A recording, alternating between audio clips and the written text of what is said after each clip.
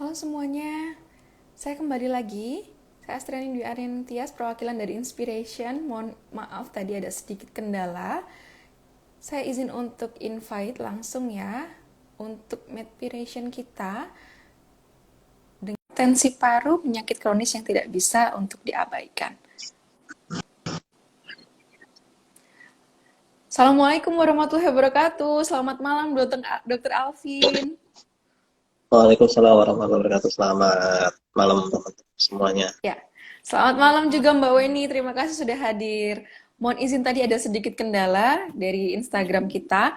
Nah, sebelum memulai, saya izin untuk membacakan profil dari Dr. Alfa Alvin Nursidik, spesialis jantung pembuluh darah, FIHA. Beliau sekarang adalah seorang kardiologis, betul ya dok ya, full time di Rumah Sakit Umum Dr. Mawardi, Surakarta atau Solo, dan juga seorang kardiologis yang part-time di Rumah Sakit Hermina, Surakarta juga di Solo, dan part-time juga di Rumah Sakit Asalam Sragen dari tahun 2018 sampai 2021, yang saat ini sedang menempuh fellowship kardiologi pediatrik dan penyakit jantung bawaan di Rumah Sakit PJNHK Jakarta dari awal tahun ini ya dok ya, sampai saat ini ya dok, betul? Masih berjalan. Iya, masih berjalan. Semoga studinya lancar, Dok, dan membawa uh, Ini keberkatan, manfaat buat kita semua, terutama ini ya, terima kasih semuanya. teman-teman pejuang hipertensi paru. Baik, nah, Dokter Alvin, ini panggilannya betul ya, Dokter Alvin ya? Iya, betul. Ya, Dokter Alvin. Jadi itu kemarin saya itu berbincang nih dengan Mbak Weni, juga dengan beberapa teman-teman pejuang hipertensi paru. Sebetulnya masih awam loh Mbak Astri yang tahu ya terkait dengan sebuah penyakit yang bernama hipertensi paru ini. Dan banyak sekali pesan yang masuk juga ke Inspiration, itu sebetulnya apa gitu ya? Apakah kenapa bisa disebut penyakit kronis? Nah, ini kita pengen tahu nih, dokter. Jadi, hipertensi paru ini penyakit yang seperti apa? Gejala klinisnya bagaimana? Kemudian faktor resikonya apa? Bisa dijelaskan dulu nggak dokter secara awam kepada kita semua? Iya, terima kasih atas kesempatannya dan terima kasih sudah mengundang saya untuk bergabung di IG Live sore ini. Untuk hipertensi paru ya, kalau kita sih sebenarnya hipertensi mungkin atau tekanan darah tinggi gitu kan sudah familiar ya. Jadi yang bisa diukur pakai tensimeter, pakai manset dan bisa mengukur sendiri-sendiri di rumah ya. Nah, Ya, ini ternyata itu kan yang diukur ke pembuluh darah seluruh tubuh. Sementara kalau hipertensi betul. paru itu adalah gampangnya tekanan darah tinggi juga, tetapi ke pembuluh darah yang menuju ke paru-paru. Jadi kalau jantung itu memompa Oke. darah itu ke seluruh tubuh dan ke paru-paru. Nah, hipertensi Mm, mm, pulmonal mm. atau hipertensi paru ini, nah, tekanan darah tingginya itu di paru-paru. Cuman Baik. problemnya kita nggak bisa ngukur pakai manset, nggak bisa ngukur pakai Hmm. tensimeter. Mm, mm. Idealnya diukur menggunakan kateterisasi jantung. Jadi kayak semacam selang gitu ya, kecil Ya. dimasukkan ke pembuluh darah, dibawa ke jantung, nanti ke arteri yang menuju ke Mm, mm. paru-paru. Nah, di situ diukur kalau tekanannya pada Oke. saat istirahat lebih dari 20 mm air raksa. Nah, itu definisinya hipertensi paru atau hipertensi pulmonal. Itu kan kalau kita pengukurannya ya. Kalau keluhannya, hmm, keluhannya memang agak sulit karena tidak terlalu khas ya. Ya. Jadi agak underestimate ya, kurang banyak yang tahu karena memang keluhannya tidak khas. Keluhannya ini menyerupai keluhan-keluhan orang dengan sakit jantung pada umumnya, Oke, mulai dari baik. jadi nggak spesifik sesak nafas, capek saat beraktivitas, ya gampang capek kegiatan biasanya kegiatan sehari-hari tidak ada masalah, makin ke sini kok jadi mudah capek, kemudian ada dada yang sakit, pusing, kayak tadi yang Mbak sampaikan ada debar-debar, Ya. ya walaupun debar-debar itu nanti ongoing proses yang sudah agak jauh ya, terus yang lebih uh, bisa dilihat dengan mata itu kalau nanti sudah progresnya sudah jauh, bisa terjadi perutnya membengkak, kakinya Hmm. membengkak, ya, itu sudah progresnya sudah jauh sampai ke sana. Kalau gejala-gejala yang bisa diamati, gejala dari hipertensi paru yang bisa. Jadi ya memang agak susah ya Mbak Winnie ya. Jadi kalau yang datang ke kami para klinisi ya datangnya dengan tanda-tanda gagal jantung kami menyebutnya ya, karena Mm-mm. gejalanya gagal jantung, terutama gagal jantung yang kanan itu sangat mirip. Dan hipertensi paru kan banyak banyak spektrumnya, banyak banyak Iya. klasifikasinya. Jadi nanti eh, ini masuk klasifikasi yang mana akan kita follow up lebih lanjut gitu, Mbak. Oke, baik. Terima kasih dokter. Itu penjelasan secara awam ya nih teman-teman netizen semua. Bahwasannya ada gejala yang nampak, ada gejala yang tidak nampak. Cuman lebih diarahkan ke yang datang ke spesialis jantung, khususnya ke jantung pembuluh darah ya dok ya. Ini langsung dilihat, oh, oke, akan dibagi spektrumnya tadi. Nah, saya justru penasaran nih dok, spektrum atau mungkin jenis ya dok ya, dari hipertensi paru ini apa saja dokter? Oh, kalau pasien datang dengan keluhan-keluhan tadi, kita harus mencari Ya. apakah ini masalahnya eh, gagal jantung atau hipertensi paru atau gagal jantung yang sudah menyebabkan hipertensi paru. Jadi dibagi menjadi 5 kelas untuk yang Hmm, namanya hipertensi ini.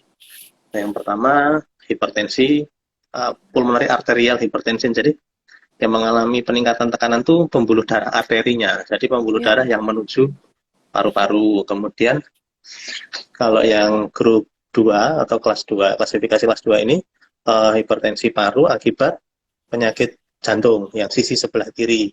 Misalkan Oke. ada gagal jantung atau pompa jantung yang sudah melemah, atau ada gangguan katup yang Ya. sudah berlanjut lama, itu akan menyebabkan hipertensi paru. Yang kelompok ketiga atau grup 3 itu akibat dari penyakit paru yang kronis. Misalkan penyakit paru obstruktif menaun pada perokok-perokok berat, itu akan mengalami namanya penyakit paru obstruktif menaun atau PPOK, itu nanti bisa menyebabkan hipertensi paru juga. Kemudian yang mungkin agak agak menjadi highlight saat ini, penyakit hipertensi paru akibat emboli yang kronis. Emboli itu adalah jendalan darah yang lepas gitu, kemudian masuk ke pembuluh darah paru yang kecil-kecil sehingga menyebabkan sumbatan di situ. Nah, nanti tekanan darah di pembuluh darah paru akan meningkat. Kemudian kalau yang grup 5 ini yang grup macam-macam, sampai saat ini masih dalam pelacaan bagaimana kok ini bisa menyebabkan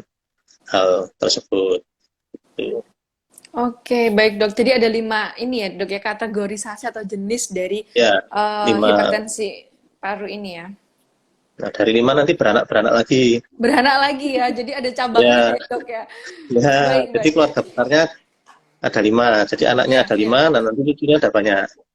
Oke, baik. Nah, ini justru yang tadi ya highlight kita bersama ya, Dok ya. Tidak bisa diabaikan dan tidak bisa self diagnose ya, Dok. Perlu untuk langsung datang ke klinisi atau dokter ya, supaya Ya, jelas karena itu sudah klasifikasinya itu udah sangat spesifik. Namun boleh di-sharing sama kita semua nggak, Dok? Ketika mungkin kita mengalami gejala-gejala yang tadi dokter sebutkan gitu. Untuk tata laksana yang pertama kali itu tuh harus seperti apa dok? Pemeriksaannya apa saja? Mungkin boleh di-sharing dulu dokter. kalau untuk hipertensi ya sama seperti penyakit apapun pada umumnya ya. Kita memulai dari anamnesis atau dari wawancara, kita Ya. tanya keluhannya apa, sejak kapan, memberat dengan apa, berkurang dengan apa. Kemudian dokter akan melakukan pemeriksaan fisik. Mm-mm. Yang berikutnya, ya kelemahannya kalau telemedicine kan kita nggak bisa melakukan pemeriksaan fisik. Ya, Jadi betul. masa pandemi ini memang mungkin agak menjadi kendala ya kalau pemeriksaan fisik. Nanti kita lihat apakah kakinya ada bengkak atau tidak, Ya. kemudian perutnya membesar atau tidak, didengarkan bunyi jantungnya, ada suara Hmm. jantung yang mengalami peningkatan apa enggak. Ya. Kemudian kita lanjut berikutnya, ada pemeriksaan lanjutan, bisa kita melanjutkan ke ronsen atau pemeriksaan foto toraks itu. Kemudian Ya, yang betul. lebih lanjut lagi, ekokardiografi Hmm. atau USG jantung. Nah, dari ekokardiografi ini kita bisa mencari adakah kelainan dari yang menyebabkan tekanan paru-paru itu meningkat atau gangguan dari fungsi jantung yang khususnya yang sebelah kanan. Nah, nanti yang kalau finalnya atau golden standarnya ya yang saya sampaikan di depan, yaitu kateterisasi jantung. Memang tidak bisa self diagnosis.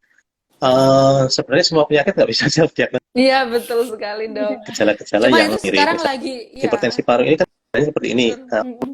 Mm-mm.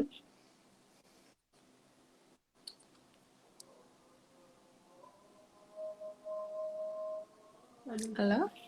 Ya, kayaknya ada kendala ini ya, koneksi. Kita tunggu aja ya Mbak Weni ya. Oke, nyambung lagi. Alhamdulillah. Silakan dok dilanjut.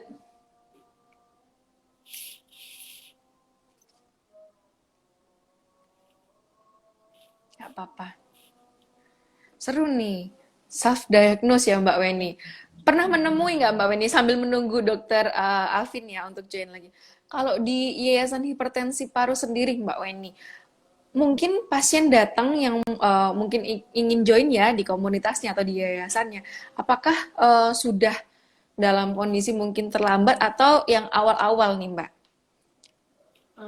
Kalau biasanya sebagian besar itu udah kondisi terdiagnosa hipertensi paru sudah.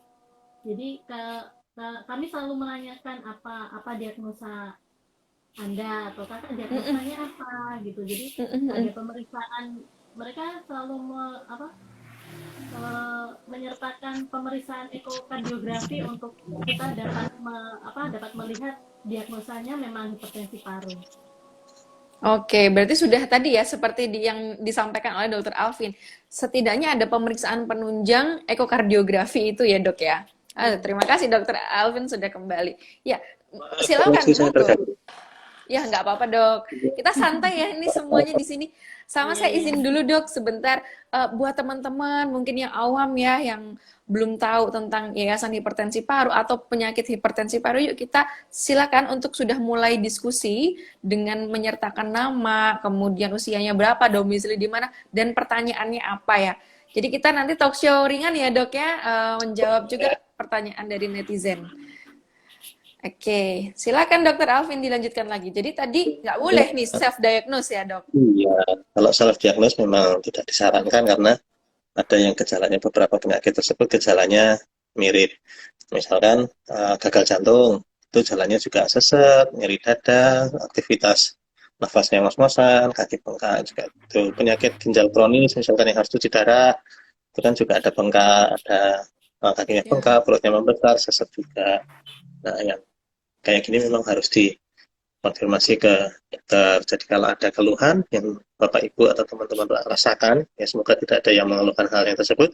Tapi kalau terpaksanya ada, datanglah ke dokter untuk dilakukan pemeriksaan. ya. Baik. Nah, Dok, tadi kan ada kayak terkait juga gejala yang muncul itu kemungkinan adalah penurunan kadar oksigen dalam darah juga. Nah, terkait dengan sekarang ini penyakit yang sedang hype ya, Dok ya, semua mengalami terpapar gitu ya pandemik COVID-19. Nah, bagaimana ya sih, Dok, sebetulnya yang membedakan antara penyakit hipertensi paru, sesak di area dada juga dan pemeriksaan toraks juga dengan COVID-19 ini, Dok?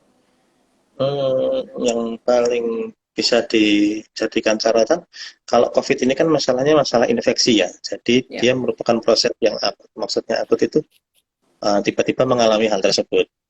Dan diawali dengan gejala-gejala infeksi seperti demam, batuk, kemudian sesak nafas, baru nanti ketika diperiksa mengalami desaturasi. Tapi kalau penyakit hipertensi paru ini penyakit yang kronik dan progresif. Jadi sudah dialami sejak dulu dan semakin kesini semakin memberat, tidak yang tiba-tiba terjadi kayak COVID.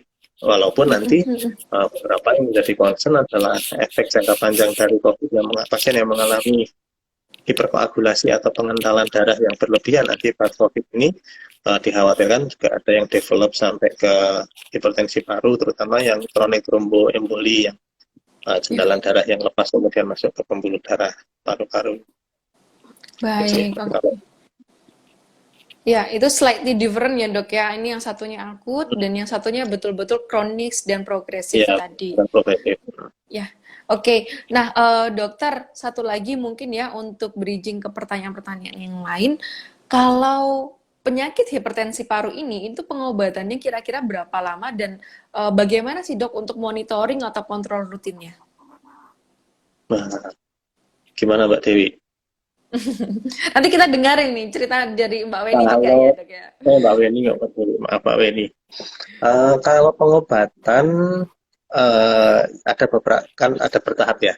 Jadi kita lakukan stratifikasi dulu, dia nanti masuk klasifikasi ringan, sedang atau berat. Kalau masih ringan kita bisa menggunakan satu terapi, satu jenis obat. atau yang sedang berat harus kombinasi. Tetapi untuk terapi yang spesifik hipertensi paru ini, kita harus klasifikasikan dulu. Ini masuk PH atau hipertensi paru grup berapa? Yang bisa menggunakan regimen terapis tersebut adalah grup 1 dan grup 4. Yang hipertensi arteri pulmonal atau pembuluh darah yang menuju ke paru-paru, dan yang akibat dari jendelan darah yang lepas. Sementara kalau yang grup 2 dan grup 3, yaitu kita obati penyakit dasarnya. Yang grup 2 kan masalah jantungnya, ya kita obati jantungnya. Kemudian kalau masalah yang paru-paru, ya kita obati paru-parunya. Kalau yang spesifik jadi sorotan saat ini, yang penyakit hipertensi arteri pulmonal, itu yang obatnya ketersediaannya di Indonesia masih dalam fase perjuangan, itu Betul. yang sekarang menjadi sorotan karena untuk hipertensi arteri pulmonal ini ada banyak obat yang tersedia di dunia, namun yang tersedia di Indonesia masih terbatas dan akses terhadap pengobatan tersebut juga terbatas. Beberapa obat memang sudah masuk ke Fornas atau masuk ke dalam regimen pasien-pasien yang bisa mengakses menggunakan JKN, Jaminan Kesehatan Nasional Garis Miring BPJS. Tapi pilihannya belum banyak. Alhamdulillah kemarin obat golongan yang sildenafil sudah berhasil masuk ke JKN. Jadi teman-teman yang mengalami hipertensi paru bisa dapat akses obat yang ada pilihan yang lain. Cuman yang beberapa golongan yang kalau terpaksa kita menggunakan kombinasi, kita agak susah akses karena ketersediaan obatnya yang belum ada, dan pun kalau ada belum masuk JKN itu harganya ya begitulah adanya. Iya, Dok. Oke, nah ini dari tadi saya ngelihat pas ketika dokter bilang terkait dengan pengobatan, betapa lamanya juga ya pengobatan dengan hipertensi paru. Ini Mbak Weni dari tadi senyum-senyum sendiri. Ini sepertinya relate begitu ya, Dok ya. Yuk kita tanya, Dok. Langsung aja ke Mbak Weni. Oke, Mbak Weni terima kasih. Lapangan sama ya antara pasien dan dokter, masalahnya sama. Iya, Dok. Benar. Nah, Mbak Weni dulu itu mendampingi teman-teman. Betul sekali. Ini saya salut sekali sama Mbak Weni nih. Benar-benar pendampingannya luar biasa dari pasien dari komunitas atau yayasan hipertensi paru ini. Nah, Mbak Weni bisa diceritakan nggak pengalamannya dulu? Apakah Mbak Weni ini juga mengalami betapa ya susahnya berobat dengan hipertensi paru, dan juga mungkin bisa diceritakan gimana pendampingannya di yayasan hipertensi paru? Iya. Kalau saya kebetulan hipertensi parunya karena jantung bocor, Dok. Jadi karena ASD. Jadi ada kalau pas awal dulu saya rasa masih banyak belum yang aware karena di beberapa rumah sakit dengan dokter spesialis ada beberapa salah diagnosa. Jadi beberapa dilakukan ekokardiografi itu tidak ditemukan ASD. Jadi ini kenapa gitu, hipertensi parunya kenapa gitu, tidak ditemukan ASD, terus kemudian pindah rumah sakit itu belum ditemukan juga. Terus akhirnya bermuara di rumah sakit Dr. Sarjito. Di Jogja ya? Iya, di Jogja. Dan kebetulan ditangani langsung oleh Dr. Lucia Kristinarti. Nah, di situ baru ketahuan lah, bahasa Jawanya lah iki lho ketero gede banget ASD-ne kayak gitu. Jadi dilihat pemeriksaan sebelumnya ASD-nya negatif, Dok. Jadi tidak ada jadi pemeriksaan ekokardiografinya tidak ada ASD, tidak ditemukan ASD. Tidak ada kelainan. Oh, iki wae ketara kok, iki ketemu ki penyebabnya kayak gitu. Terus langsung dijadwalkan beberapa kateterisasi, ekokardiografi, TEE dan sebagainya, baru sudah dicoba ASO, Dok, waktu itu. Tapi gagal karena memang jaringannya terlalu tipis. Nanti kalau dilepas ASO-nya takutnya lepas tidak bisa mencengkram itu, jadi dilepas, akhirnya dijadwalkan untuk bedah jantung besar. Terus dilakukan di Sarjito, alhamdulillah Ya, berhasil dan sekarang Alhamdulillah. pH-nya sudah normal. Terus Alhamdulillah. terus bergabung di yayasan untuk memotivasi teman-teman supaya bersemangat berobat. Kalau udah dijadwalkan operasi jangan takut karena memang kalau sudah dijadwalkan operasi kalau tidak segera malah nanti ini ya dok akibatnya nggak bisa dioperasi dan fatal ya dok harus mengkonsumsi obat seumur hidup ya dok ya. Iya. Iya. Nah itulah begitulah Mbak Asti ceritanya. Oke, itu dari tahun berapa itu Mbak Weni dengan ASD PH? Iya, jantung bocor. Iya, dari tahun berapa Mbak Weni muncul gejala terus kemudian operasinya? Gejalanya itu ringan ya Mbak. Dulu sering nyeri dada sebelah kiri 2018 setelah melahirkan Oke. anak kedua. Itu terus sering nyeri dada, terus saya melakukan pemeriksaan di berbagai dokter itu tidak ditemukan. Jadi kayaknya eh, tadinya diagnosanya kecapean kayak gitu-gitu. Jadi Hmm, hmm, hmm. jadi kalau saya nggak marem gitu. Kok kayak kayak Ya, kayak ya, ya. lain ini kok kayak lain gitu. Jadi saya pindah rumah sakit, pindah rumah sakit, pindah rumah sakit gitu. Iya, Jadi dari 2018. baik. Oh, cukup lama juga ya, sekitar 4 tahun ya, untuk survive. Nah, alhamdulillah sudah ini ya Mbak ya, tadi bilangnya pH-nya sudah normal ya. Sudah normal. Iya, Sudah di bawah, baik. sudah 17. Ya, Sudah di bawah oke. angka 20. Gitu ya. Ya, Dok, ini kita sudah mulai ya Dok ya. Mungkin ada kita bacakan Hmm. pertanyaan yang masuk. Yang ini relate sebenarnya dari ceritanya Mbak Weni ya. Sebetulnya apakah hipertensi paru ini bisa terdeteksi dari pemeriksaan EKG saja atau elektrokardiogram saja nih dokter? Oke, terima kasih atas pertanyaannya dari siapa nih, Ibu atau Mbak Bu Anissa Anissa, ya. Ibu Anissa ya. Mm-mm. Kalau hanya dengan elektrokardiogram, eh, tidak. Kita harus mengumpulkan puzzle-nya, mulai dari keluhannya seperti apa, pemeriksaan fisiknya bagaimana, kemudian EKG-nya bagaimana, dan seterusnya. Cuman yang bisa kita lihat dari pemeriksaan EKG, akan kita lihat, satu, apakah ada tanda-tanda pembesaran dari ventrikel kanan atau bilik kanan dari Hmm, jantung, karena ya. itu bisa ditangkap oleh EKG. Kemudian apakah ada tanda-tanda pembesaran dari atrium atau serambi dari jantung yang kanan. Dari situ kita bisa menemukan tanda tidak langsung apakah ini suatu hipertensi pulmonal atau bukan. Untuk membantu lebih mengarahkan, EKG bisa membantu.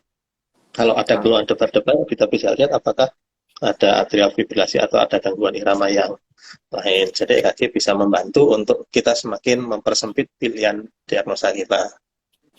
Oke, baik. Itu berarti sangat membantu ya dok ya, malah ya penunjang ya dok ya untuk EKG. Ya. Ya, dok, ini mungkin pertanyaan lanjutan dok tadi nggak sempat untuk dituliskan di Q&A dari Ibu Nisa. Apakah hipertensi paru ini sebetulnya membahayakan nyawa dok? Dan komplikasi apa yang mungkin terjadi pada hipertensi paru jika terlambat ditangani? Untuk hipertensi paru ini, seperti yang tadi saya sampaikan, ada banyak klasifikasinya ya. Kalau Mbak Weni tadi CHD, PAH, jadi penyakit hipertensi arteri pulmonal terkait dari penyakit jantung bawaan. Kalau itu bisa kita tangani di depan dan tidak progres sampai ke fase yang irreversible atau sudah lanjut, ya itu hasilnya bisa baik. Untuk penyakit yang idiopatik atau yang kita masih belum tahu sebabnya berkaitan dengan peningkatan tekanan pembuluh Ya, darah arteri paru, nah ini kronik dan progresif. Kita melakukan stratifikasi risiko, dia masuk risiko ringan, sedang, atau berat. Nah, risiko ini memang didasarkan kepada apa namanya, harapan hidup pasien tersebut apabila kita lakukan asesmen. Jadi memang kalau tidak kita tangani, khawatirnya datang dengan kondisi stratifikasi ringan, kemudian menunda pengobatan atau mm, kesulitan akses berobat, makin progres. Jadi ketika datang lagi tahun depan sudah stratifikasi risikonya sedang atau malah stratifikasi risiko yang tinggi, karena memang ini berlangsung secara kronik dan progresif. sejauh ini pengobatan khususnya hipertensi arteri pulmonal ini menghambat progresivitas dari perjalanan penyakit, tidak menyembuhkan ke penyebabnya untuk yang PAH ya, maksudnya bukan yang penyebab yang Ya, reversible, ya, ya. itu menghambat progresivitas dari penyakit. Jadi kita tujuannya adalah meningkatkan kualitas hidup, pasien itu keluhannya berkurang, aktivitasnya membaik lagi, dan progresivitas dari penyakitnya kita hambat. Beda Ya. sama kayak sakit tipes, kasih antibiotik, terus sakitnya hilang gitu. Enggak, jadi ya memang dokternya sabar, pasiennya Mm-mm. ya sabar. Jadi prosesnya memang panjang. Kalau untuk Panjang yang ya dok hipertensi ya, betul. arteri pulmonar ya, kalau Iya. yang karena kayak penyakit jantung bawaan di Indonesia paling banyak sampai saat ini yang sering ketemu hipertensi paru itu related dari penyakit jantung bawaan. Yang Hmm, paling banyak memang ketahuan kalau dewasa ya golongan ya, ASD tadi, karena pada masa ya. kanak-kanak tidak menimbulkan gejala, kalaupun gejala ya batuk panas yang berulang, jadi sering batuk Hmm, panas gitu waktu masa kanak-kanak. Waktu masa mm-mm, remaja juga ada keluhan, tapi mm-mm. semakin bertambahnya umur jadi mudah capek, aktivitas jadi Ya. lebih berasa kok ngos-ngosan ya, kok enggak nyaman ya. Nah itu baru Mm-mm. berasa dekade 20-30 lah, itu mulai Betul. mulai berasa kalau yang golongan-golongan ASD. Tapi kalau yang PSD kemudian PDA itu lebih lebih cepat lagi terjadi pH-nya. Jadi pada masa Hmm, anak-anak bisa develop sampai hipertensi arteri pulmonal itu. baik. Oke, Dok. Ini benar-benar ya, berarti kita harus kuncinya tadi ya, Dok ya, sabar. Ya.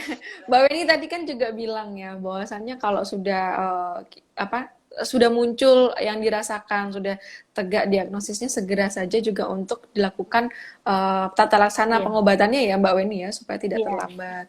Karena tadi ya dokter mungkin menyebutkan juga ada jangka waktu yang lama dari treatmentnya, dari pengobatannya juga. Jangan sampai ke arah sana. Nah, oke dok, pertanyaan selanjutnya dok. Ini awam juga bertanya dari Mas Endo, apakah orang dengan TB sangat mungkin mengalami hipertensi paru? Oh, apakah orang dengan tuberkulosis sih?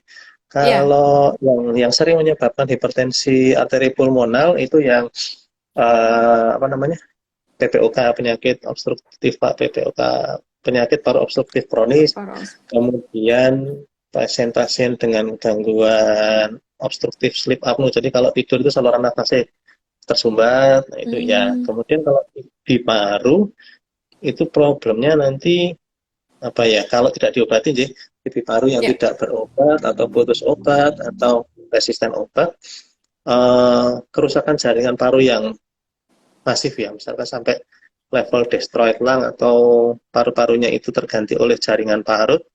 Nah, itu akan menyebabkan keluhan sesak nafas yang sangat menyerupai dengan penyakit paru obstruktif kronis, sehingga ada sindroma obstruksi karena penyempitan dari saluran-saluran nafas akibat TB paru. Baik, oke. Terima kasih, Dok. Mungkin dua pertanyaan lagi sebelum kita akan bertanya juga ya, tanya jawab sama Mbak Weni ya, Dok ya. Ada pertanyaan dari Fauza Rizky. Malam dokter, saya pos operasi ASD dengan pH 2 Mhm. tahun yang lalu. Saya mau tanya, pH saya awalnya TVG-nya 68 dan pos operasi TVG-nya 35 dan sudah tidak Hmm. konsumsi sildenafil. Yang saya mau tanyakan adalah apakah mungkin TVG-nya bisa bertambah? Oh, sudah operasi, ya? Sudah. Diharapkan kalau sudah operasi makin ke sini makin membaik tekanan parunya. Cuman ini 2 tahun kok. Idealnya kalau pasien dengan pos koreksi penyakit jantung bawaan itu harus ini kayak hadiah ulang tahunnya tuh Eko. Dia ulang iya, tahun Nah, baik. itu tahun sekali itu kontrol untuk Eko, misalkan sudah Iya. operasi 2 tahun yang lalu ya kontrol tiap tahunnya dievaluasi ekokardiografinya. Memang yang kalau sudah ada cerita sebelumnya memang sebaiknya tetap harus kontrol. Mungkin pengobatan sudah tidak minum, tapi kita lihat ada progresif apa tidak. Harapannya sih memang setelah ditutup, jantung itu sudah mulai adaptasi lagi, tekanan di paru-paru akan membaik. Harapannya begitu. Jadi kalau sudah operasi, alangkah baiknya tetap evaluasi tahunan untuk dilakukan pemeriksaan, melakukan ekokardiografi. Baik, oke. Terima kasih dokter atas penjelasannya. Satu lagi dokter, bagaimana cara meminimalisir efek samping ketika mengkonsumsi sildenafil jangka panjang ini dari Ibu Nur Aini, dok? Menurut saya untuk efek samping yang dimaksud apa ya? Maksudnya kalau efek samping pusing atau habis minum jadi debar-debar, kalau memang eh, minum sildenafil terus pusing, nanti ditanyakan dulu, perlu disesuaikan dulu dosisnya apa enggak. Atau kalau habis minum sildenafil terus pasien itu pusing, bisa posisi tiduran dengan kaki diangkat sehingga aliran darah ke kepalanya akan eh, membaik Lancar. lagi. Soalnya sildenafil ini melebarkan pembuluh darah. Jadi kalau pembuluh darahnya lebar, ibaratnya pipa, biasanya ngangkut 1 liter, terus pipanya tiba-tiba lebar, nah, itu kan nanti pipanya besar tapi alirannya sedikit. Jadi otak nerima darahnya itu lebih sedikit, nah, Lebih biasanya ada sedikit, yang betul. pusing. Nah, Ya, pusing pening sini ya dok ya. dibantu, Ya. dibantu untuk tiduran dengan kaki diganjel 2 atau 3 bantal biar otak itu dapat aliran darah dengan jumlah yang cukup.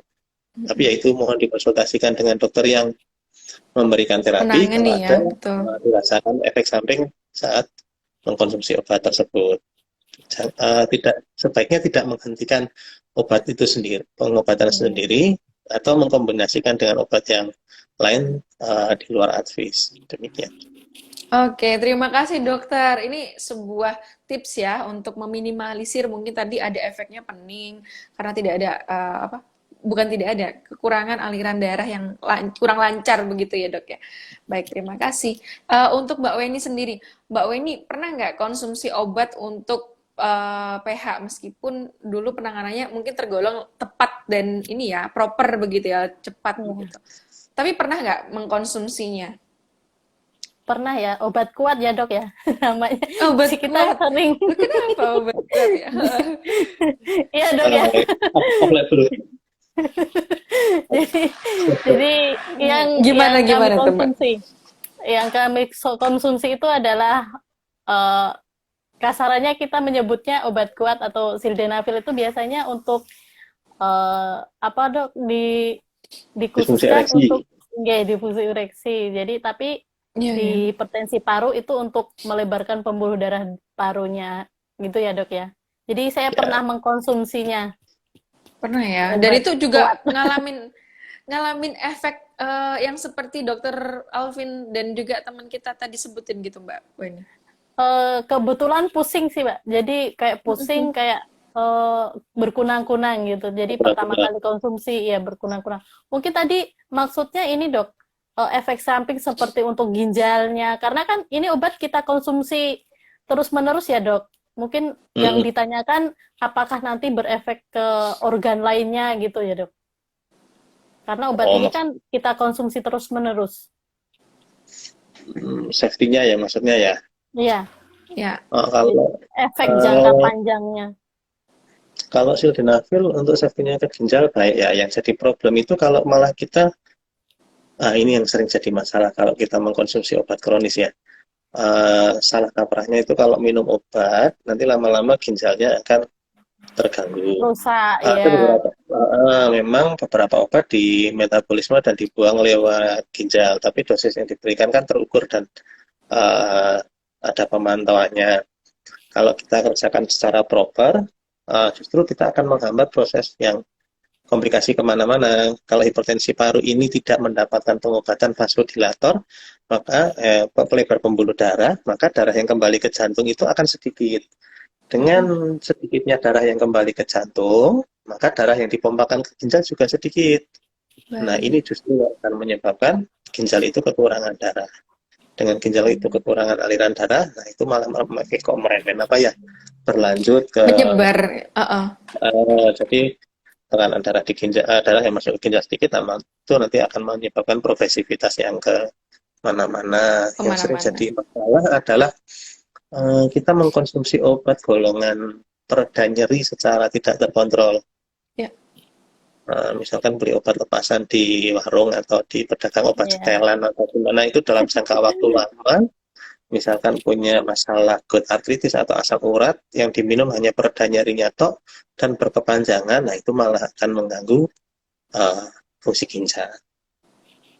Oke, Berarti Mbak ya Weni dulu merasakan sildenafil yang masih beli sendiri ya? Iya, beli sendiri dan sangat mahal. Oh Jadi gitu 15 dok. 15 butir itu sekitar 800.000. Ya, pokoknya Astaga.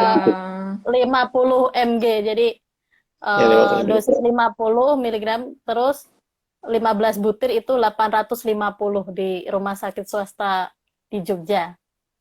Oke, loh itu berarti baru masuk ke JKN itu sejak tahun berapa itu dok obat sildenafil ini? 2021. Astaga, berarti dulu pejuang hipertensi paru ini bener-bener dari awal sendiri gitu ya? Nggak ada yang support gitu ya? Ya Allah. Kasihan ya, Mbak. Nggak, jadi saya tuh ngerasain gitu loh. Maksudnya ngerasain perjuangannya teman-teman ini. Udah penanganannya kan seperti itu ya. Kita tahu tadi ada kateter dan segala macam. Terus Iya. kemudian harus juga efek jangka panjangnya kita rasakan ya. Mungkin kelelahan kronis, pusing, bahkan sampai tadi bisa jadi tadi dokter bilang kemana-mana sampai ginjal juga. Lah, belum lagi beli obatnya ya dok ya. Iya, tambah sesak napas. Listed, tambah susah napas. Sesak Belum napas, lagi. juga Ya, makanya itu pentingnya ya highlight kita ya. Ini nggak bisa main-main nih penyakit ini gitu loh. Ya kita sama-sama dengan Yayasan Hipertensi Paru terus kasih pendampingan terus, kasih edukasi. Semoga selalu ada. Terus jangan sampai ini ya dok ya unlisted. Ini harus terus listed ya dok ya obatnya nih. begitu Akhir-akhir masuk ini. Ormas JKN, wah ada pilihan baru ya. Iya. Banyak yang bisa mengakses. Tapi ada beberapa rumah sakit juga sekarang kosong ya, Dok, karena mungkin Oh sempet ada eh, yang kosong. sempat kosong. Hmm, Jadi sempat Beberapa ada beberapa rumah sakit yang tidak menyediakan walaupun itu sudah ditanggung BPJS. Baik. Oh, Masya Allah. Ini perjuangannya. Yuk, kita selalu menyuarakan terus nih berarti Mbak Weni ya, Iya. Yayasan Hipertensi Paru dan juga para dokter yang berkecimpung di bidang hipertensi paru ini. Baik, dokter boleh dilanjutkan ya ini Mbak dan Mbak Weni pertanyaannya ya. Ternyata banyak sekali yang bertanya. Ini dari Muhammad Irfan, Bumi Ayu, Brebes, terdiagnosis PH primer dok. Sampai kapan sebetulnya saya harus mengkonsumsi obat? pH primer ya berarti idiopatik PAH nih. Kalau untuk pH primer, nah itu yang saya bilang tadi, pasiennya sabar, dokternya sabar. Karena kalau pH primer kan memang penyebabnya tidak diketahui atau idiopatik. Sama seperti hipertensi yang sistemik, berapa lama minum obat, seumur hidup. Hmm. Ya, oke. Itu Jadi, yang bisa kita adjust, nanti mungkin kita bisa turunkan dosisnya, tapi kalau berapa lamanya untuk hipertensi paru yang primer ini seumur hidup. Yang baik, penting oke. semangat ya Mas Irfan ya. Itu juga udah masuk anggota kami. Oh, sudah tergabung di Yayasan Hipertensi Dokternya Paru. sabar, Iya. pasiennya sabar, sama-sama Sabar sabar. dan semangat. Iya, Iya. dokternya sabar, caregivernya juga sabar, pasiennya sabar, yayasannya ini komunitas pasiennya juga sabar ya. Kita sama-sama dalam Sabar. satu ekosistem Support kesabaran, pasiennya ya. support pasien. Oke dok, terima kasih sekali. Jadi kalau menurut saya mungkin ya pH primer ini sebuah life sentence ya dok ya. Kita kalau misalnya punya yang namanya harus konsumsi seumur hidup, itu kan ketakutan-ketakutan ya dok ya. Kok seumur hidup nanti bagaimana efeknya? Kalau saya boleh tambahkan di sini dok, itu adalah life sentence dari Tuhan. Tadi dokter juga bilang hadiah loh ini ya. Jangan Iya, jangan dikategorikan sebagai hal yang negatif. Kita masih bisa untuk berdaya. Nanti mungkin Mbak Weni akan cerita gimana sih di Yayasan Hipertensi Paru. Lanjut lagi ya dok ya tentang pertanyaan dari Ibu Farah Nur. 20 tahun dari Bekasi nih dok, 20 tahun. Masya Allah. Mm-mm. Saya masih muda ya. terdiagnosis hipertensi paru karena fraksi ejeksi menurun 45% dan aritmia. Sudah diberikan obat hipertensi paru namun gejalanya masih terasa berat. Apakah itu normal, dokter? Terima kasih. Terima kasih. Yang gini-gini ini tidak bisa diselesaikan dengan telemedicine. Saran Iya, betul. saya periksa ke dokter untuk dilakukan pemeriksaan fisik dan evaluasi lanjutan. Namun kalau melihat ceritanya, fungsi fraksi ejeksi yang menurun, usianya masih muda, kita harus cari. Berarti ini masalahnya pH grup 2 ya, kemungkinan ya kalau arahnya begini karena fungsi otot jantungnya menurun. Kita cari dulu sebabnya apa itu fungsi jantung yang menurun. Kemudian kita kasih pengobatan yang berkaitan dengan gagal jantungnya. Nanti kalau gagal jantungnya membaik, mungkin keluhannya akan lebih baik. Tapi tetap saran saya, monggo diperiksakan ke dokter untuk dilakukan evaluasi lebih lanjut. Baik. Oke, jelas ya dokter ya. Berarti harus ada evaluasi atau monitoring berkala ya dok ya terkait dengan Ya, kondisi ini. Baik. ya. Oke, dok, pertanyaan lanjutan. Ini saya juga kaget juga pertanyaan sangat banyak dari Bapak Abdul Sagaf. Apakah bisa melakukan penutupan jantung pada pasien dengan ASD bila tekanan pH-nya masih tinggi? Gini, jadi kalau bisa ditutup atau tidak hanya berdasarkan dari tekanan pH, maksudnya oke ini ada ASD, memang sebaiknya ditutup. Kemudian nanti untuk ditentukan ditutup atau tidak, nanti kita menggunakan kateterisasi jantung. Ada beberapa parameter yang harus kita ukur ketika kita melakukan kateterisasi jantung. Memang salah satunya adalah tekanan arteri pulmonal ini. Tapi memang pasien dengan ASD itu memang tekanan arteri pulmonalnya itu relatif lebih tinggi daripada orang-orang normal. Tapi ini masih reversible atau tidak? Maksudnya ketika ada mungkin tekanan parunya tinggi, kemudian kita lanjutkan tahap berikutnya namanya vasoreactivity test atau tes kalau di Indonesia menggunakan oksigen 100% 10 liter selama 10 menit, nanti tekanan paru-parunya menurun apa enggak. Kalau tekanan paru-parunya menurun ya masih kita bisa lakukan penutupan. Tuh. Jadi kalimatnya yang pas bukan sudah terjadi kerusakan pulmonary vascular disease, jadi ada gangguan di pembuluh darah parunya sudah terjadi atau belum. Kalau pH tekanan parunya meningkat, ya akan meningkat pada ASD karena darah yang mengalir ke sistem kanan jantung yang kanan memang jumlahnya lebih tinggi. Jadi memang otomatis secara relatif tekanan darah di pulmonalnya akan lebih tinggi. Tetapi sudah mengalami kerusakan pembuluh darah paru atau belum? Kalau belum mengalami kerusakan pembuluh darah paru, maka itu masih memungkinkan untuk dilakukan penutupan. Tapi kalau sudah mengalami PVD atau kerusakan pembuluh darah di paru-paru memang tidak disarankan untuk ditutup lagi. Jadi kalau terdeteksi dan seperti pesan Mbak Winnie, kalau ada terdeteksi kemudian dapat advis untuk dilakukan tindakan bila mana memungkinkan tidak untuk ditunda-tunda karena kalau misalkan ditunda-tunda satu progres, yang kedua ngantri. Iya. Aduh, Antri Mbak Astri, operasinya harus antri Dan ngantrinya itu bertahun-tahun. ya itu karena antrinya center yang kira-kira mengerjakan berapa tidak lama dong? panjang. Tidak Gimana? panjang, tidak pendek antriannya itu. Jadi kalau Baik, sudah baik. terjadwalkan langsung aja. Ya. Jangan Itu tadi tunda-tunda. ya, ini sebuah ilmu baru ya, apa namanya, informasi baru juga. Oh, ternyata ada antrian ya. Makanya dari tadi Dokter Alvin selalu menekankan sabar. Ya, Dok ya, sabar is the key dari ekosistem hipertensi paru ini. Terima kasih, Dokter. Nah, Dok, satu lagi, Dok, sebelum kita beralih ke Mbak Weni, apakah dari Ibu Rati Murtika, mohon maaf, pertanyaannya adalah apakah sildenafil yang dikonsumsi jangka panjang ini juga berpengaruh terhadap penurunan pendengaran? Kalau saya belum baca ya. Nanti coba tak carikan. Tapi yang biasanya berkaitan dengan penurunan pendengaran itu furosemid. Kadang beberapa pasien dengan hipertensi pulmonal itu sudah mengalami bengkak-bengkak, kakinya bengkak, perutnya bengkak, rasa begah di perut gitu. Nah, itu kan kadang kita kasih furosemid untuk membuang cairannya untuk mengurangi bengkak. Nah, kalau kita menggunakan furosemid jangka panjang, nah, harus kita monitor. Salah satunya adalah gangguan pendengaran gitu. Dari kalau sildenafil kok saya belum baca, coba kita cari. Iya.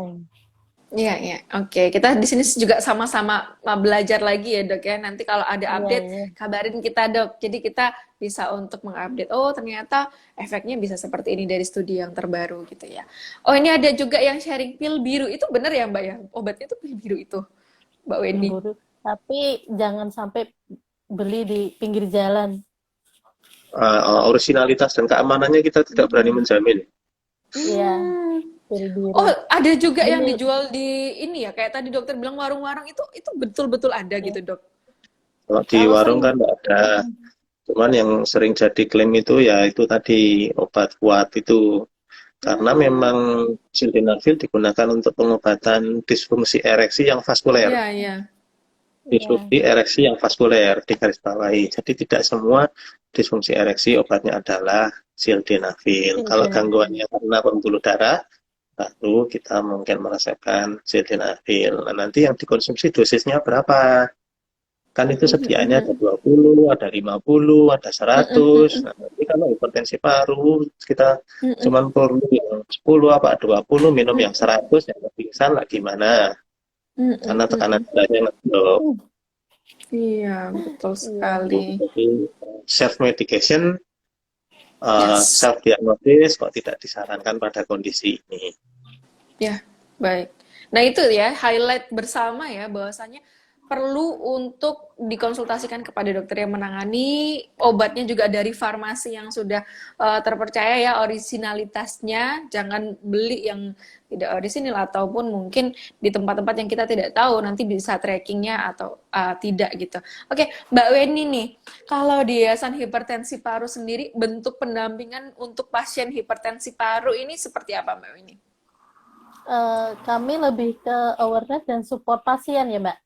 Jadi kami juga bekerja sama dengan dokter-dokter dan farmasi untuk mengusahakan akses obat bagi pasien hipertensi paru yang sudah bergabung. Jadi kalau untuk Baik. ke medisnya kami menunjuk beberapa dokter yang sudah tergabung ke dokter peduli hipertensi paru dan Pokja PH. Salah satunya dokter Alvin juga. Itu nanti menjadi dokter rujukan karena tidak semua dokter yang mohon maaf untuk aware tentang hipertensi paru ini. Untuk support pasiennya kita membentuk kulwap, kita ada kulwap medis yang nantinya pasien bisa sharing, bisa tanya-tanya dengan dokter spesialis tentang kondisinya. Jadi kami ada sediakan grup kulwap, terus kami juga ada karena ini kan penyakit kronis ya Mbak, tidak semua orang bisa menerima secara psikisnya bisa menerima karena ini penyakit yang tidak main-main. Jadi kami menyediakan grup kulwap untuk sharing ke psikologi. Jadi kami menyediakan itu. Terus ada beberapa grup support untuk kita sharing karena kalau kita mengalami suatu hal terus kita pikir bareng-bareng, mudah-mudahan lebih ringan gitu pemikirannya ya. Betul. Pikirannya itu ringan, terus ada yang diajak cerita, ada yang diajak curhat kayak gitu. Kami berharap kualitas pasien ini lebih berkualitas lah, seperti itu. Ya, meningkat ya Mbak ya, jadi ya, kualitas lebih hidupnya meningkat. Baik, baik. Itu program-programnya tadi ada Kulwap Mm-mm. untuk raising awareness, untuk edukasi ya. Jadi Iya, update ilmu seperti ini juga mungkin ya ada Instagram Live juga saya pernah lihat. iya, Terus ada juga ada program donasi kah untuk pasien karena tadi sempat tersebut harganya obat yang luar biasa. iya. Memang kami ada donasi yang bisa didonasikan dengan apa di yayasan kami untuk mungkin kalau donasi kita lebih ke awareness dan akses obat. Jadi kita mengusahakan akses obat supaya pasien hipertensi paru ini tidak kesulitan terutama obatnya ini, Mbak.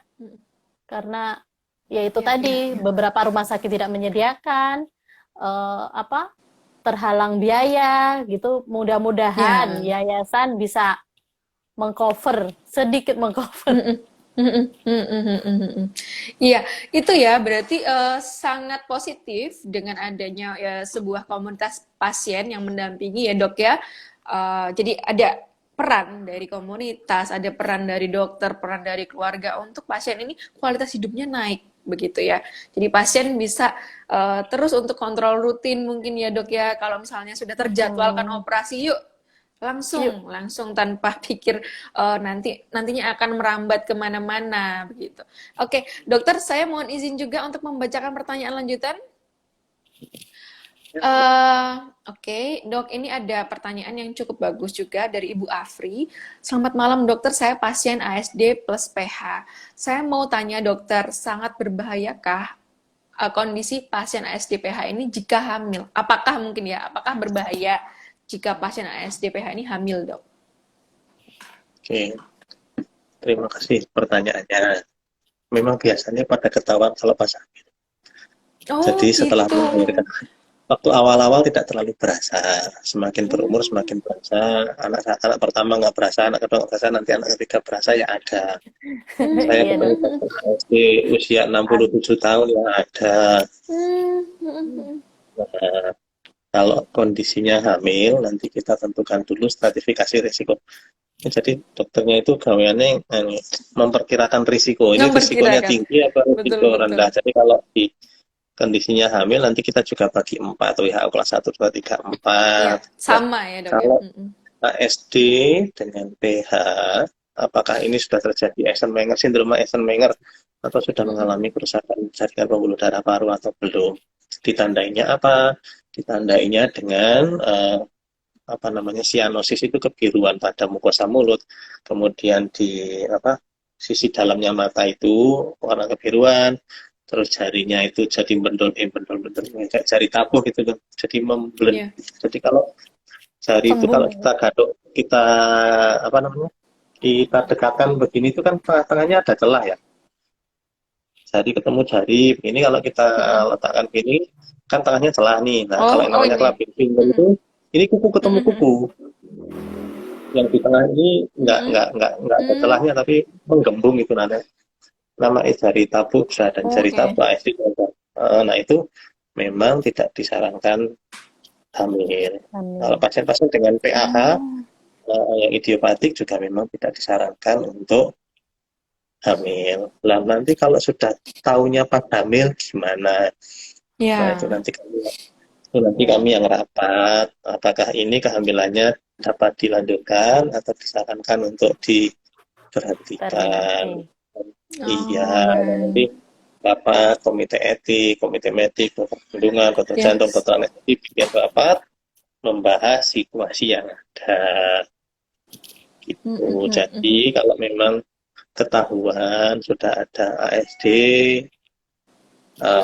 belum progresnya belum sampai kemana-mana, bisa ditutup, ditutup. Sekarang untuk penutupan ASD ya bisa dengan bedah, bisa tanpa bedah. Udah. Seperti yang tadi Mbak Ini sampaikan, strategi skenario pertamanya tidak dengan bedah. Jadi tidak ada luka terbuka di Hmm, dada, tapi lewat pembuluh darah kaki saja. Gitu. Nah, baik. posisinya sulit baru dilakukan Udah. pembedahan. Oke, Saya nyambung berarti sedikit pertanyaan yang tadi boleh. Saya Yang mana tadi kok dok? nyari beberapa paper yang untuk gangguan pendengaran. Pendengaran. Ini yang Oh, masuk, dokter langsung yang cari masuk, ya. Masya Allah. Iya. ya, yang jadi Boleh dok, problem silakan di-sharing. beberapa paper yang saya baca kok yang terkait dengan disfungsi ereksi ya. Untuk disfungsi ereksi ini kan dosisnya lebih tinggi Mm-mm. daripada dosis untuk Mm-mm. PAH. Jadi mungkin Mm-mm. penggunaan jangka panjang dan dosis yang mungkin walaupun dosis yang lebih tinggi 50 sampai 100, kemudian dan laporan ini juga masih belum firm menyatakan bahwa ini sebab akibat yang jelas gitu sih.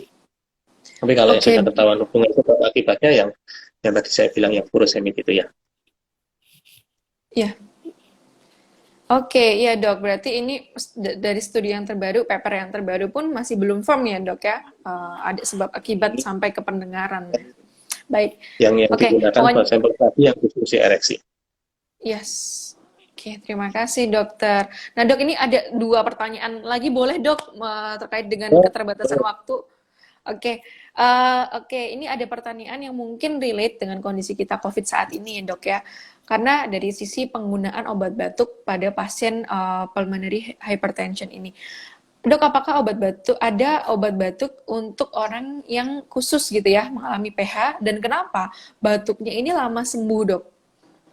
hmm, nah sekarang pertanyaannya, satu pH-nya ini karena apa? Apakah pH karena gagal jantung, karena pH yang mana? Kalau pH-nya ini pH yang idiopatik atau pH primer, apakah sudah mengkonsumsi obat vasodilator, misalkan sildenafil tadi? Karena satu pasien yang mengalami pH itu keluhannya juga salah satunya batuk-batuk, bahkan Oh, sampai oke. batuk darah. Batuk darah. Batuk Begitu. darah ya. Iya, sampai batuk darah. Nah, kalau obat yang spesifik untuk obat batuk pada kondisi pH memang tidak ada, tapi harus kita cek apakah sudah mendapat terapi pH sesuai yang proper. Kalau misalkan sudah dapat sildenafil kok masih ada keluhan, masih tidak nyaman, ya memang sebaiknya dikombinasi atau dinaikkan dosisnya. Pertanyaan berikutnya dikombinasi dengan apa? Nah, itu yang masih jadi pertanyaan bersama. Usaha Pertanyaan kita apa? bersama, kombinasinya itu mau dikombinasi pakai apa? Di Indonesia itu ada golongan namanya obat masitentan, itu baru masuk. Mahal dok, Nah, tapi tapi berasa empat Mahal setengah ya mbak, lagi saya ya. nggak hafal harganya nih. 4,5 kalau nggak baca per bulan tuh 4,5 juta per dapat bulan. 4,5 ya bener ya? dapat 4,5 masih setan Setengah Masih tentan. 30 juta 30 Oh, dok. 30. Oh, saya tiga salah nol ya berarti. 30 juta. Seharga motor, Mbak. Iya dapat. Astaga. Kalau kemarin ada yang komen di Q&A-nya hipertensi paru, saya diresepin mbak, tapi nggak mampu beli. Itu kalau saya beli udah dapat 3 sapi 3 ekor gitu. Sapi. Jadi dia mending Mending beli sapi Begitulah, Mbak. daripada Iya, jadi dia mending beli sapinya. Kalau ya itu makanya kalau bisa ketemunya di fase yang belum kompleks. Ya, Nah. ya. Karena begitu sudah berlanjut, pilihan kita semakin terbatas dan Iya. semakin mahal ya. Semakin mahal, Betul. semakin terbatas dan progresnya akan semakin sulit. Jadi kalau bisa ketemu di awal. Maksudnya ketemu di awal kalau ada keluhan monggo diperiksakan untuk jangan self diagnosis ini memang.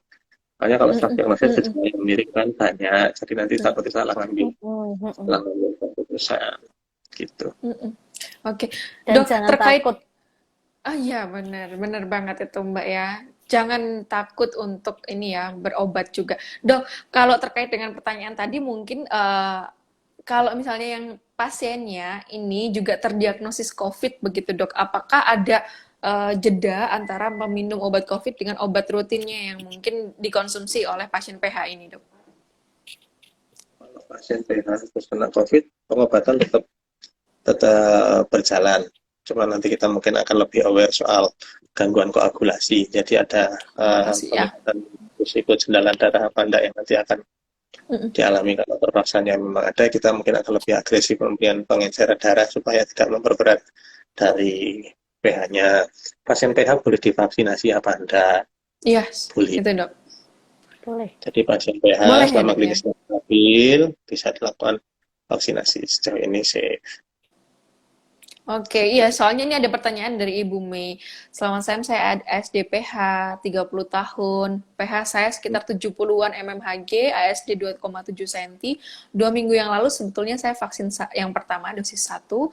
Rencana mau vaksin kedua, tapi masih pikir-pikir gitu dok. Nah, apakah ini vaksin 2 perlu untuk dipending atau tetap dilanjutkan? Mau dilanjutkan selama kondisi klinis stabil, silakan Stabil. vaksinasi. Oke, terima Kalau kasih dokter. ya maksudnya stabil itu tidak ada sesak nafas, Ada tidak ya. ada nyeri dada. Kalau memang ragu-ragu, silahkan dikomunikasikan ke dokter yang merawat. Biasanya kalau ada penyakit sebelumnya, nanti pihak yang melakukan vaksinasi akan nanya, ini ada surat persetujuannya enggak dari Nah, dokternya. iya. Ya, Nah, itu. itu surat satunya dibawa buat menghadap untuk Iya. vaksinasi. Itu nggih. Baik. Ya, itu berarti tetap ya dok ya, untuk pasien-pasien PH ini harus tetap bawa surat keterangan layak vaksin juga ya dok? Nah, biasanya begitu kan ditanya, Iya. punya sakit apa? Iya. Oh, saya punya jantung bocor, minta izin dokter jantungnya dulu. Iya. Nah, gitu. Ini dokternya Iya. ngecek, oh ini Heeh. klinisnya gimana, saturasinya oke, Heeh, heeh, heeh. boleh vaksin, monggo. Oke, kalau Mbak Weni juga sudah vaksin COVID Mbak Weni? Alhamdulillah sudah. Booster Sudah. juga sedang Oh. diusahakan. Baik, semoga lancar Mbak Weni. Berarti tetap juga Amin, bawa amin. surat kelayakan vaksin itu ya Mbak Weni? Iya, Ya? bawa. Walaupun sudah dinyatakan tidak ada pH, Sudah, tapi harus ada suratnya. Tetap ya? Iya. Tetap ada. Betul. Karena memang mungkin dokter vaskes satunya tidak mau ambil resiko ya Mbak, untuk Yes. jaga-jaga juga. Oke, ya itu ya. Nah, Mbak Weni, saya tertarik dengan informasi Mbak Weni bahwasanya Yayasan Hipertensi Paru ini sangat mengedepankan awareness ya. Sebetulnya apa yang Iya. diharapkan dari Yayasan Hipertensi Paru untuk awareness yang perlu ditingkatkan tuh dari segi apa, Mbak? Lebih kesadaran dini tentang gejala awal hipertensi paru. Terus juga kami juga berharap dokter umum, perawat di vaskes pertama, puskesmas gitu lebih aware. Jadi lebih mudah untuk merujuk atau merekomendasikan sesuatu itu karena mereka sudah aware tentang penyakit ini. Ya. Usaha Oke. kami sudah menyebarkan poster-poster dan buklet ke beberapa rumah sakit, puskesmas. Iya. Begitu. Bahkan ada buku saku juga ya, Mbak ya, untuk teman-teman yang Buklet bisa ya. buklet ya, Ada. yang teman-teman itu Iya. bisa baca sebetulnya juga. Di Inspiration juga kita tampilkan itu link untuk buku saku atau buklet dari hipertensi paru. Terima kasih Iya. loh hipertensi paru, kita jadi Iya. semakin menambah wawasan dan kesadaran ya dok. Itu pentingnya ya dok ya, betapa berbedanya gejalanya dengan COVID, gejala dengan penyakit jantung yang primer maupun yang juga dengan hipertensi paru, bahkan klasifikasinya atau tadi ya golongannya jadi berbeda-beda. Terima kasih sekali Dokter Alvin sudah sharing, dan terima kasih Mbak Weni atas sharingnya malam Ya, ini. sama-sama. Terima kasih. Iya, semoga teman-teman semua di sini netizen yang sudah hadir sudah berkenan sampai tadi ramai sekali pertanyaannya, kurang lebih sudah saya bacakan semuanya. Ada juga yang bilang sharingnya amazing ya, karena ini ilmu baru buat awam dok. Saya sendiri juga baru sekali terinfo, maksudnya yang dulu-dulu tuh mungkin fokusnya hanya penyakit kronis, oke, kayak cancer, diabetes, mungkin thyroid, atau penyakit endokrinologi. Nah, ini ada sebuah penyakit yang juga tidak bisa diabaikan sama sekali ya dok ya. Gejalanya luar biasa dan bisa beresiko tinggi tadi. Oke, semoga apa yang kita sharing hari ini bermanfaat, dan saya mohon izin menutup Instagram live kita kali ini. Nantinya saya akan sharing dulu ke teman-teman netizen ini semua bagaimana cara untuk bergabung di Yayasan Hipertensi Paru. Terima kasih Dr. Alvin atas kesempatannya, sharingnya, ilmunya yang sangat bermanfaat. Terima kasih juga Terima Mbak kasih Weni. dok. Iya. Semoga sehat selalu. Iya, Amin. amin. Sama-sama. Ya, oke. Mbak Weni dan dokter boleh di close dulu. Saya izin untuk Oke, sharing. Ya, pamit ya. Terima kasih. ya, terima Assalamualaikum. kasih. Waalaikumsalam warahmatullahi wabarakatuh. Ya, terima kasih atas kehadirannya netizen. Tadi kita sudah mendengarkan ya betapa penyakit ini, hipertensi paru ini sangat tidak pernah bisa untuk diabaikan. Saya mau izin mengulang bahwasannya ini ya gejalanya ini sebetulnya tidak betul-betul invisible atau tidak betul-betul tidak nampak. Jadi nampaknya yang bisa terlihat adalah yang pertama bibir terlihat biru atau ungu, kuku terlihat biru, bahkan tadi ya tadi Dokter Alvin juga sharing ada jari tangan kuku yang gemuk membulat gitu ya, bengkak di kaki, bengkak di perut itu salah salah limanya dari gejala-gejala yang kemungkinan muncul. Kemudian ada informasi juga bahwasanya ada gejala yang tidak terlihat sebetulnya, seperti tadi ya rasa nyeri, sesak begitu. Nah, pas sesak, detak jantung tidak beraturan, detak terlalu cepat, tertekan di area dada, mudah lelah, mudah lemas, pusing tadi ya juga pusing sakit kepala dijelaskan dengan sangat baik oleh Dokter Alvin. Terima kasih Dokter Alvin. Dokter Alvin berpraktik juga di Rumah Sakit Umum Daerah Dokter Mawardi di Surakarta. Nah ini saya mau sharing, ini informasi yang sangat penting bahwasannya Yayasan Hipertensi Paru ini sangat terbuka, sangat hangat untuk teman-teman yang sedang berjuang dengan kondisi hipertensi paru. Saya mendapatkan informasi dari Mbak Weni juga bahwasannya sangat mudah untuk join di Yayasan Hipertensi Paru ini. Simply dengan DM atau mengirimkan pesan direct message kepada @hipertensiparu ya.